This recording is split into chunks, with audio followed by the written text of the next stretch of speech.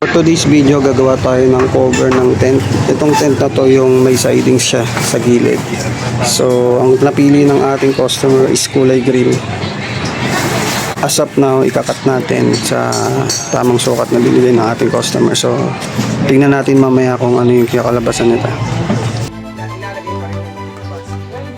So, yan, mula doon, ito yung matitira kung 190, parang maliit na, kaya kinuha ko lang sa 170 para malaki pa rin yung allowance ng dalawa.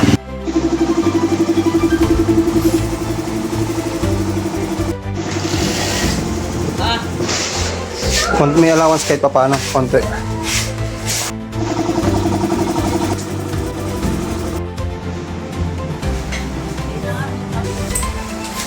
Yeah. Ito yung pintuan, di ba? Sa pinaka-top lang natin nilalagay. Yan po. So pag binuo na yan, makikita na lahat. Ito na yan, sir. Yan. Paling ito na yung side. Tapos mula dito yung kinuha namin yan. Ito yung 106. Dapat pantay yan. Kanto na yan.